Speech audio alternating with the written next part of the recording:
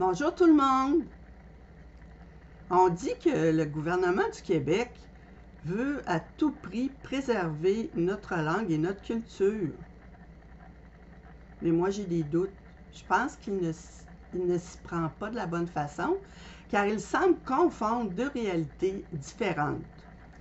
La réalité, tout d'abord, qu'on veuille préserver notre langue et notre culture, et l'autre réalité, voulant qu'on veuille se développer et continuer à se développer économiquement, tout en échangeant avec les autres pays.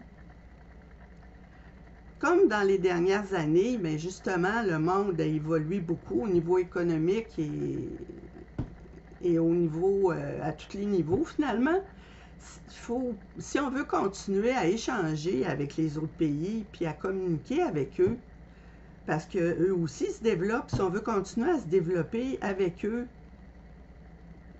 puis à se développer nous-mêmes, mais on n'a pas le choix de s'adapter au nouveau contexte. Puis le nouveau contexte, ben, il tend vers des échanges plus nombreux avec les autres pays. Puis pour faire des échanges avec les autres pays, ben, il faut communiquer avec eux. Donc, il faudrait peut-être penser à apprendre d'autres langues que la nôtre. Ça devient de plus en plus important. Alors moi, dans cette vidéo, je vais tenter de vous suggérer quelques façons de faire qui pourraient nous aider à régler le cas. Alors, je m'appelle Carole Thibault, je suis écrivaine. C'est moi l'auteur de la série policière historique L'Horloge, dont je suis fière. Je peux vous dire que cet été, je vais tenter de commencer l'écriture de ma 5e enquête. Si vous voulez en savoir plus sur moi et sur comment est venue au monde ma série, alors vous pouvez tout simplement cliquer sur le lien sous cette vidéo. Ce lien-là va vous mener à une brochure explicative, tout simplement, gratuite en plus. Alors, si je continue, je vais vous présenter les façons de faire qui pourraient nous aider à régler notre problème linguistique. Alors, tout d'abord, le gouvernement du Québec, là, il devrait changer d'optique.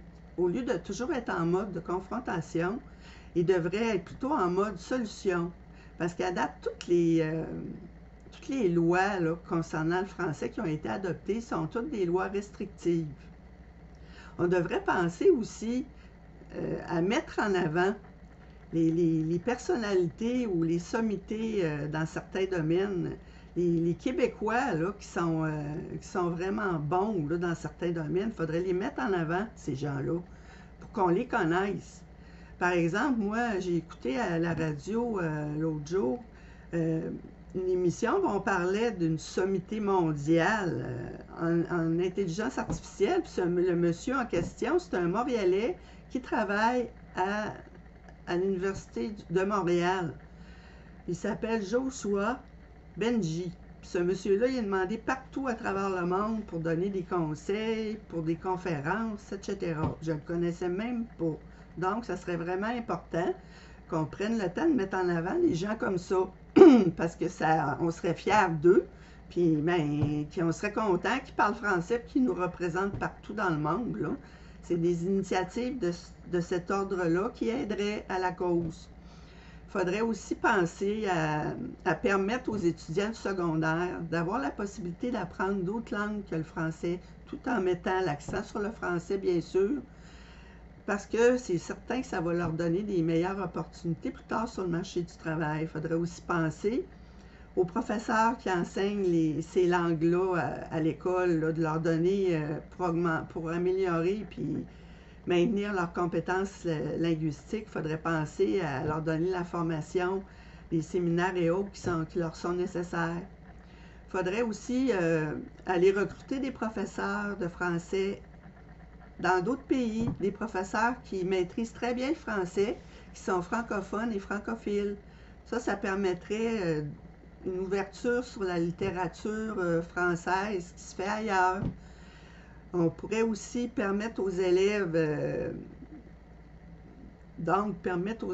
par la même occasion d'étudier la littérature française qui inclurait à la fois la littérature québécoise, mais pas seulement, mais ça inclurait aussi de la littérature internationale, pour la même raison, pour voir autre chose que le Québec, pour ouvrir nos horizons, puis ajouter un petit plus à leur formation. Les petits-enfants qui ont des parents de cultures différentes, bien, si on leur permettait de bénéficier des deux cultures, d'apprendre les deux langues, ça serait bon pour eux aussi. Puis en dernier lieu, là, ça serait important de renforcer le rôle là, de l'Office québécois de la langue française, de renforcer leur rôle pour promouvoir puis permettre de préserver la qualité de notre français par des promotions ou des publicités. Puis ils pourraient aussi travailler en collaboration à ce moment-là avec les médias et les publicistes.